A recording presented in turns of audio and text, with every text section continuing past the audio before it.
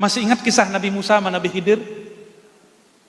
Di kitab ini beliau mengatakan Nabi Khidir itu diperdebatkan kenabiannya, dan beliau cenderung mengatakan Nabi Khidir bukan nabi.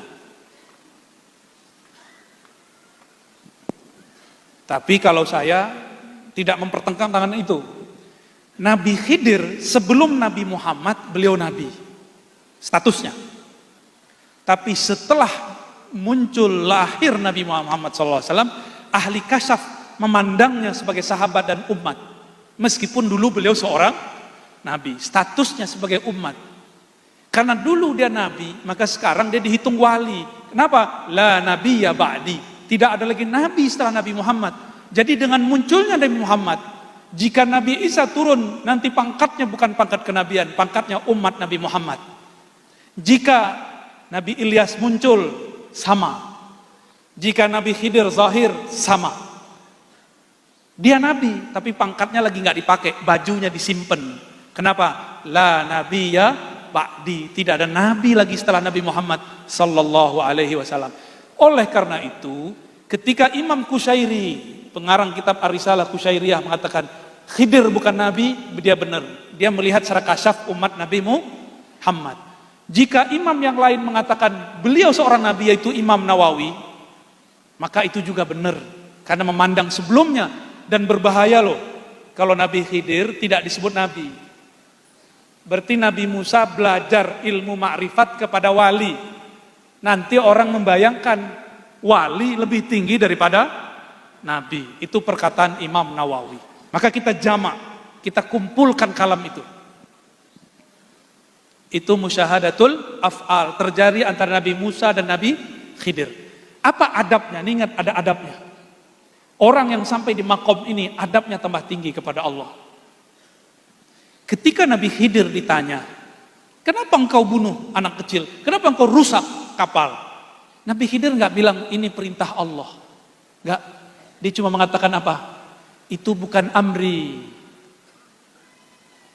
Tidak menisbatkan langsung kepada Allah, juga tidak mengatakan dirinya. Itulah adab seorang arif billah yang kenal kepada Allah. Maka orang berhakikat, kalau dia beradab disebut arif, al-arif billah. Jika dia tidak beradab, maka dia disebut iblis atau bani iblis. Iblis itu hakikatnya tinggi. Salah satu kajian hakikat, kajian ontologis asal muasal. Apa kata iblis mendebat Allah? Khalaqtani min nar wa khalaqtahu min tin. Ini kan tinggi hakikatnya iblis. Ya Allah, engkau ciptakan aku dari api, sedangkan dia dari tanah, asal muasal. Ilmu anasir namanya. Hakikat iblis benar. Iblis gak mau sujud kepada makhluk, benar gak? Sujud hanya kepada engkau ya Allah. Berarti iblis ini terhijab. Dia nggak sampai kepada tauhid level 3 aja nggak nyampe. Nabi Adam itu tajalliyat asma Allah. Wa 'allama Adamal asma'a kullaha. Allah kalau bahasa umumnya, Allah tajallikan asma'nya kepada Adam semuanya.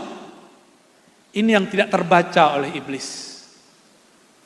Maka jangan heran orang-orang ahli zikir, ahli kolbu itu tidak akan dapat dibaca hakikat kolbunya oleh orang-orang yang masih pada tataran-tataran rasio dan intelektual, atau baru baca-baca kitab yang tertulis, belum kitab yang tersirat. Itu dimaklumi. Oleh karenanya dalam kitab Qawaidut Tasawuf karya Maulana Al-Imam Zarruq Asy-Syadzili, apa kata beliau? Ingkarnya fuqaha, orang-orang zahir kepada ahli batin, ahli kewalian, ahli tasawuf, itu makzur, dimaklumi. Orang syariat ingkar ke ahli hakikat, dimaklumi. Kita nggak usah marah-marah, ngamuk-ngamuk. Tapi kalau ahli hakikat ingkar kepada orang syariat, itu zindik. Kenapa? Dia tahu pentingnya syariat. Kalau orang syariat nggak ngerti hakikat, ya seperti anak kecil salah dimaklumi nggak? Dimaklumi. Makanya slogannya dari dulu gitu. Mohon maaf nih kalau para kiai ada yang ngomong begitu. Benerin aja syariat ente, tar dapat hakikatnya. Kita sempurnakan kalam ini. Benerin syariatmu dengan hakikat. Itu yang benar, yang pas insya Allah. Karena tidak ada namanya tanaqud baina syariah wal haqiqah. Disinilah pentingnya adab. Sayyidina Al-Khadir Balya ibn Mulkan Abul Abbas alaihi salam tidak menyalahkan Allah. Dia cuma menafikan itu darinya, lalu menakirahkan, tidak menyebutkan sumber siapa yang nyuruh. Kalau Nabi Musa faham, Nabi Musa tidak akan protes. Ternyata Nabi Musa mulai faham. Karena Nabi Musa Allah berikan kepadanya tajalliyat zahir, Nabi Khidir Allah berikan kepadanya tajalliyat batin. Ini sama-sama nama Allah, ini zahir, ini batin. Sama-sama diuji. Bagian akhir. Wa tauhidun billahi ala ma'na tauhidillahi li nafsihi bi nafsihi wa huwa, ini mohon maaf, ini salah cetak ini. Wa huwa lil muradin. Yang pasnya lil muradin, bukan lil muridin.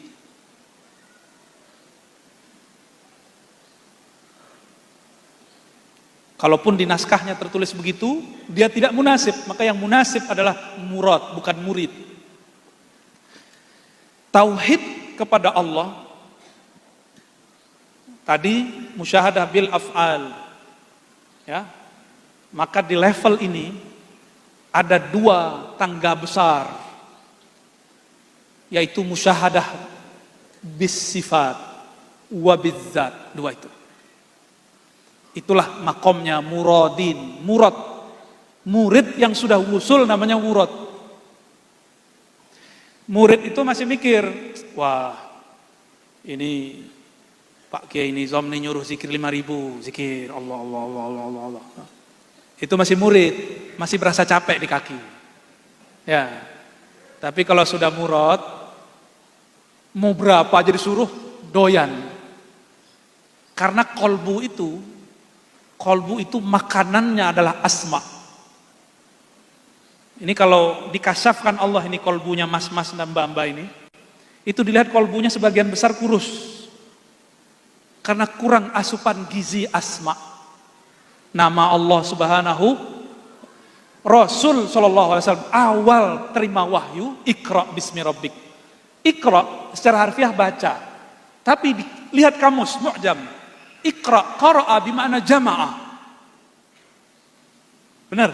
Salah satu makna qara'a, jama'ah. Maka beberapa masyayikh kita mengartikan Iqra bismi rabbik, ijma'. Kumpulkan himmahmu, semangatmu, kolbumu dengan nama Rabbmu. Kumpulkan, sebut nama Allah. Turun Al-Muzammil, sama wazkurisma rabbik, sebut nama Rabbmu. Maka jika boleh kita bersyukur, berbangga dan bersyukur atas nikmat Allah. Zikir khafi, menyebut nama Allah dalam kolbu, ini adalah kholwatnya Rasulullah di awal-awal terima wahyu risalah.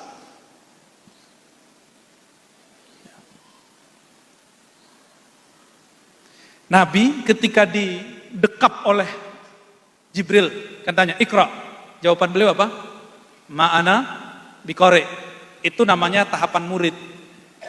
Ketika didekap, orang kalau sudah terdesak, maka ilmu kepepet muncul. Muncullah yang sebenarnya dari Nabi Muhammad SAW. Itu namanya murad. Nabi Muhammad kalau ngelakonin sebagai murid, beliau berguru ke Jibril alaihissalam. Tapi kalau sebagai murad, Jibril lah muridnya. Tahu dari mana coba?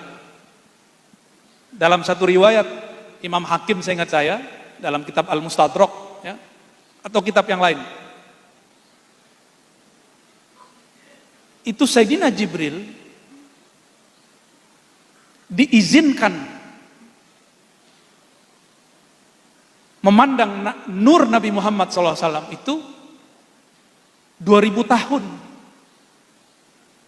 Sebelum itu, maka beliau disuruh bersolawat. Itu bukan Mustadrak, ada satu kitab tentang ilmu Nur Muhammad. Kalau yang di Mustadrak itu dikatakan Nabi nanya ke Jibril. Nah ini yang saya ingat. Di Tobroni ada yang semakna, di Dailami. Ini coba lihat makom Sayyidina Jibril, Sayyidina Muhammad. Perhatikan makomnya. Nabi Muhammad nanya, "Ya Jibril, hal ra'aita rabbak?" Wahai Jibril, apakah engkau memandang kepada Rabbmu, Tuhanmu? Apa jawaban Sayyidina Jibril? La, tidak. Antara aku dan dia, Allah yang Maha Esa, sab'ina alf, ada 70.000 hijaban min nur, hijab cahaya. Seandainya danautu, aku mendekat kepada hijab yang paling bawah, lah taraktu, aku akan terbakar. Antara Sayyidina Jibril dan Allah, ini ilustrasi, 70.000 hijab cahaya. Yang paling bawah hijab cahaya, malaikat Jibril mendekat, kebakar. Kebakar. Dengan polosnya baginda Nabi SAW mengatakan, "Ra'aitu Rabbi anna arah atau anna urah. Ra'aitu Rabbi fi surati syabin amrad." Beliau dengan santai mengatakan, "Loh, Mas Bril, aku ngelihat Allah." Kadang disebutkan melihat Allahnya itu ada beragam-beragam model. Kadang dalam bentuk tajalli misali, sifat, asma, af'al, nama. Dan yang paling tinggi Rasulullah SAW yang disebut thumma dana fatadalla, itu tajalli zati. Rasulullah syuhud kepada zat Allah Subhanahu wa taala, dan Rasulullah turun ke bumi, tubuhnya tidak terbakar, bulu badannya, kainnya tidak berkurang satupun. Kira-kira tinggian makom Sayyidina Jibril atau Sayyidina Muhammad SAW. Maka kita tidak salahkan jika ada sanad Quran, sanad hadis qudsi, an Sayyidina Muhammad, an Sayyidina Jibril, an Rabbil Izzah. Dari Nabi Muhammad, dari Jibril, dari Allah. Itu sanad murid, sanad riwayat. Tapi sanad hakikat, sanad ma'rifat, Jibril dari Nabi Muhammad sallallahu alaihi wasallam. Karena yang bisa cerita tentang sifat Allah Nabi Muhammad, Jibril nggak bisa. Yang bisa cerita tajalliyat zat cuma Nabi Muhammad, Jibril nggak bisa. Maka di saat itu Jibril pun ikut ngaji. Maka versi saya, Al-Fakir, ketika Jibril mengajarkan kepada sahabat, itu juga ngajarin malaikat yang lain. Akhbirni anil Islam, iman, Islam, ihsan. Walaupun di ujung Nabi mengatakan, zalika Jibril atakum liyu'allimakum dinakum. Dia datang Jibril kepada kalian untuk mengajarkan agama kalian. Tapi Jibril kan kalau turun nggak sendiri. Ini kalau ada pejabat saja nih, atau TNI Polri yang sudah punya pejabatan, dia datang kan nggak sendiri. Itu baru jabatan bumi, gimana jabatan langit. Jadi Jibril kalau turun, itu ada ribuan malaikat di belakangnya. Itu semuanya ngaji kepada Rasulullah Sallallahu Alaihi Wasallam. Maka inilah dinamakan rahmatan lil alamin. Beliau rahmat tidak hanya bagi manusia di alam bumi, tapi juga di alam langit, alamnya para malaikat. Jadi malaikat juga ngaji. Jadi tempat ini karena sudah rutin.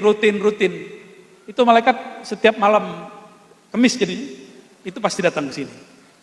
Dan orang-orang yang kolbunya sudah akrab dengan malaikat-malaikat itu akan selalu terpanggil datang di malam-malam tersebut. Semoga kolbu kita seperti itu, amin.